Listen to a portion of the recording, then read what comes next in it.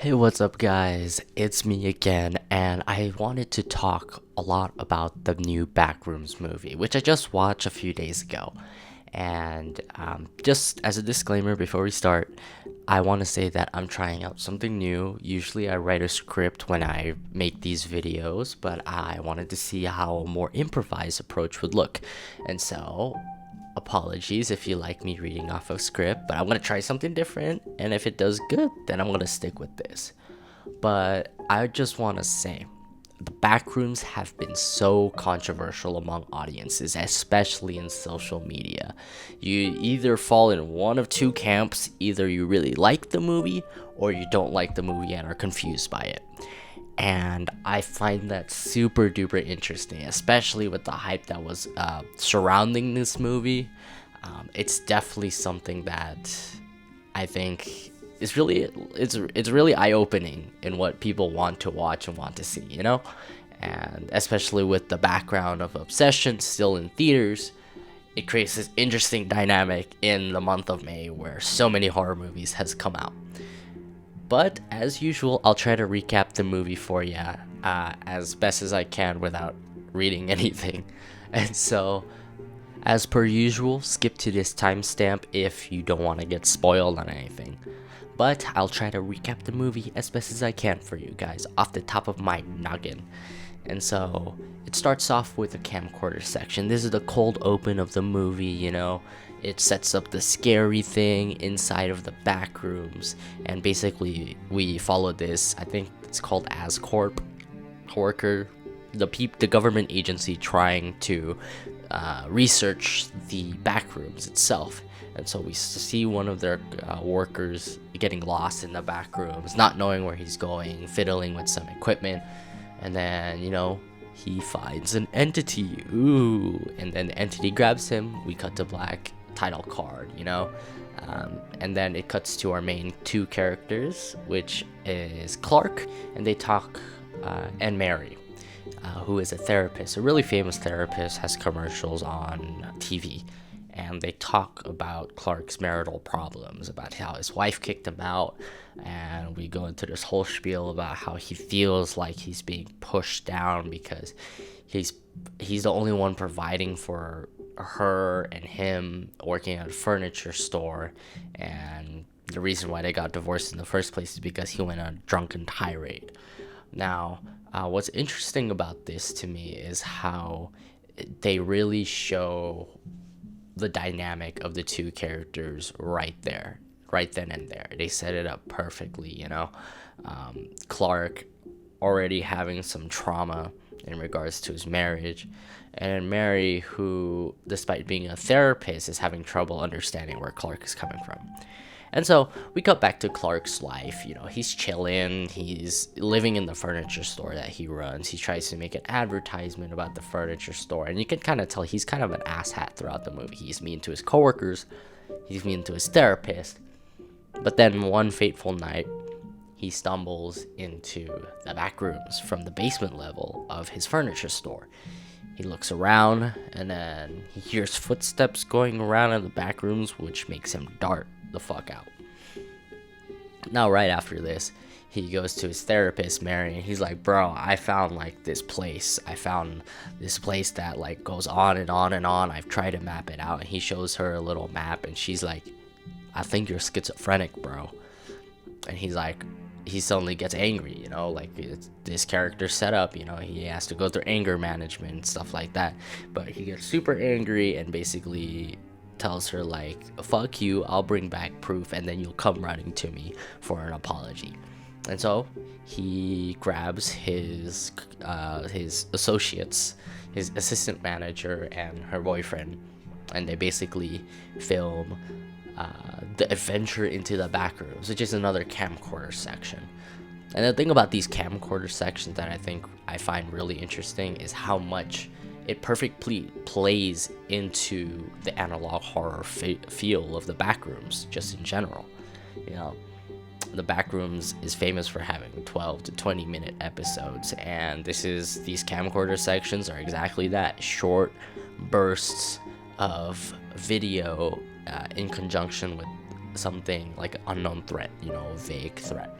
I really like that.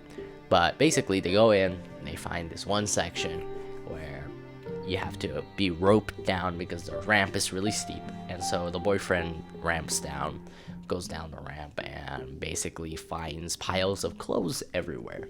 Piles of clothes, residue. He says that it stinks. And I think this is a part of the movie where I found really compelling. This was, to me, the most compelling part of the movie. This, I'd like to call it Forgotten Clothes Room. And basically, it gives the audience a lot of insight into really how many people have fallen into the back rooms for this level of clothing to be accumulated. And as we'll get to see later, it's not just forgotten, repeated memories that, how would I describe it? It's not just that these clothes are forgotten memories that were replicated over and over. It's really actual clothes from actual people who've been here, If it was something that was replicated over and over, there wouldn't be piles of clothes. They would misremember the pile of clothes as something else, right? And so this is very clearly a product of the entity that's living here. And we get a glimpse of that. The boyfriend, catches a glimpse of the monster. He's like, oh shoot, pick me up, bro. And then they try to pull him up, but shenanigans ensue, and basically he gets dragged down, beaten to death, eaten to death, whatever to death, and basically the assistant manager girlfriend, she runs away, and Clark is left to fend for himself. And so he goes through plenty of different rooms, the pool room, the section for the trailer that shows the Christmas lights, and he runs into some more entities inside, in which we'll get to later. But basically, he runs into this room, and he can hear his assistant manager screaming for help on the other side, but he doesn't know where she is. He looks, and there's just a wall where she thinks there's a window. And then he puts down the camera on a table. He goes to her, or the voice of her, where her voice is, and something picks up the camera, and it cuts. And then we cut to Mary's perspective, and we get a little bit more backstory on what her character is, what her motivations are. Basically, she has familial trauma, family abuse, and her mom was very isolationist. She believed that, schizophrenically perhaps, she believed that something was out there to get her, and so she wanted her daughter to do the same thing as her, and so she was very sheltered as a child. And so after we get a little bit of backstory from that, she goes to find Clark. And I don't know what the movie's trying to do here, whether or not it's to play with like this idea of being alone or not being alone. And I don't know why the therapist feels so compelled to look for Clark after his outburst. But again, it could be because she feels like no one should be alone, And so she goes to the furniture store, she finds the back rooms, she enters the back rooms, and then eventually she finds this little mural of Captain Clark, which is like the mascot of the furniture store. And she's like, whoa, what is this? And then from behind her, Clark is standing there all like menacing and stuff. And he's like, yo, what's up? And she's like, what are you doing here? We need to get out. And she could tell that he has some psychopathic tendencies, or at least sociopathic tendencies. So she's like, dude, what are you doing? I don't want to help you. You should leave with me. And he's like, nah, bruh. She backs away from the little entrance that he was standing in, and we hear footsteps, the same footsteps that we've been hearing all movie long. And then right about when the entity is about to enter into frame, Clark chokes her out, like literally chokes her out, and then she passes out. And then we go into this dining room scene, which I think for a lot of people is the most unnerving part of this movie. Basically where Mary and Clark are on this dinner table. Mary is tied up with rope, and Clark basically explains how he feels like he belongs here. And there's other entities in the same dining room that he saw in that Christmas section, and they're basically deformed humans. These humans are copies of humans who have entered the back rooms, but the more they've been copied, the more how would I describe it, the more distorted they are. And I think the really good allegory for what the backrooms are is like essentially Alzheimer's, or dementia. You misremember things, your brain disassociates and basically starts making copies of things that don't exist. And so I thought that was very intriguing. But basically, Clark feels like he belongs because every single, entity human is like furniture, controllable, doesn't talk back. He feels like he has control here in comparison to his actual life, where he has absolutely no control over his financial situation, no control over his marriage, no control over his own anger. But in this place, he feels like he belongs, and he's actually friends with the big entity that has been chasing us this entire time. And so Mary's like, bro, you're off your rocker. I literally cannot help you. I can't save you. And I think that was Mary's turning point for her character, which I'll get into more later, but I was kind of like, okay, And so Mary has this outburst and basically says, fuck you, Clark, and they basically get into this state of acceptance for their own being. Mary accepting that she can't save everybody, and Clark accepting that he doesn't need to change. He doesn't need to change at all if he goes back to the real world. And the entity comes in and is like, yo, what's up, bro? And then Clark's like, we don't have to change, dude. We don't have to change. And then evil entity Clark, which I forgot to explain what the entity is. It's just a distorted version of Clark as the furniture mascot, like in his pirate costume. That's it. Which is anticlimactic, dude. That is just anticlimactic in my opinion. But I will get to that later. Bro picks him up and gives him a hug and then basically bites into his shoulder and he dies. Like, oh no, Mary goes on and gets out of there, and she runs away from the entity, keeps running away, goes through different parts of the back rooms until eventually she makes it to a copy of his furniture store. And she trips over this caveman while the entity is trying to grab her, which sets off these this sleeping gas mixture thingamadoody, and then she blacks out. She gets taken by Ascorp, which is the people that we saw in the beginning of the movie, and they interrogate her. They ask her, what'd you see, blah blah blah, but she's also trying to be like, why should I tell you anything about the backrooms if I don't know what you're gonna do to me afterwards, which is a very valid complaint. And then as she disassociates because she's low-key accepted her fate about not escaping, we cut to a copy of the therapist room that she's in, or not the therapist room, but the interrogation room that she's in, and her being copied into an entity. And that, my friends, is the most chilling part about this movie to me. Not the scariest part, but the most chilling part, the most haunting part. But yeah, that was basically the entire movie. You're welcome. You don't have to watch. No, I'm joking. You do need to watch this movie though. But what exactly makes this movie so divisive? If you didn't get it from my plot recap, I'll let you know. Let's take a look at Obsession as an example. Now, what makes Obsession good?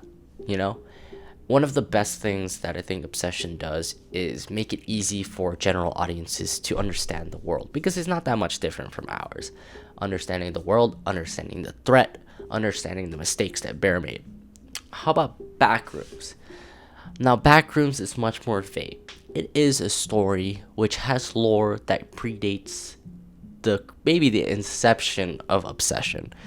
It has videos, a whole web series, a video game, all of this media to support this movie. And I hate to say it, the movie expects you to watch or consume at least some of the media.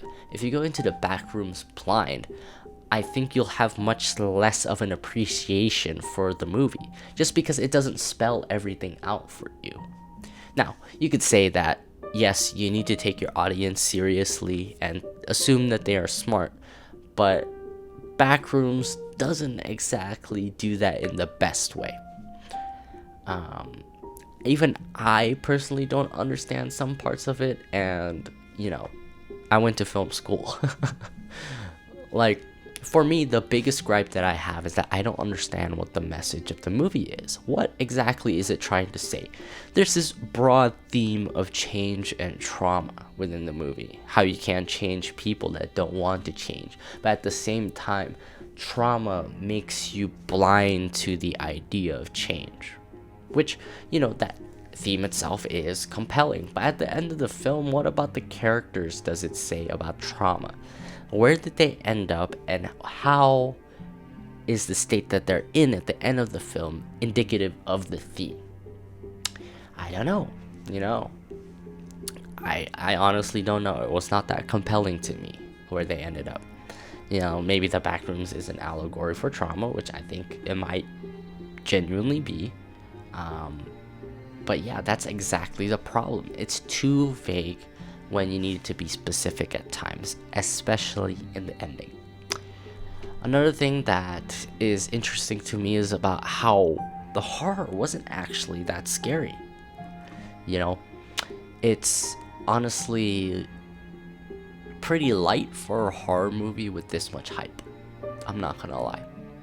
The best horror sequences were definitely the camcorder scenes when you had no idea what's going on. And I know I said it was too vague, but in analog horror itself, something that makes analog horror so unique and so horrifying is the fact that it's fake, is the fact that it's mysterious. But once you peel away all of that, it just sort of The idea that your imagination is scarier than anything that can be shown on screen is the perfect example of what analog horror is. But again, when the movie just reveals it to you, it's just gone. The horror is not that scary. Now, I know a lot of people are going to disagree with me on this, but that's my opinion. But there was also a lot of good with the film, don't get me wrong. Its atmosphere was perfect for a Backrooms movie, which, obviously, since Kane Parson is directing it and basically spearheading the film, of course it is, Set design was wonderful. I loved how they actually built the set. I know some sequences were designed in Blender, but the fact that they actually built the set so that the actors can play around in the environment, mwah, chef's kiss. The acting was also really good, but not too many standout moments in this very vague movie. The sound was perfect, the sound design and music, that was just something that was really unique to this film, I can't say that there's an analog to this. There's not really an analog to the soundtrack for other horror films. And finally, despite the fact that I said that the ending was not very conducive to the theme of the movie, I loved how haunting the ending was. But again, it is flawed in its thematic delivery. The reason why I like how haunting the ending was because it's like seeing a dead body, which is basically what it is. I know I try to keep this as spoiler free as possible, but you're welcome, haha.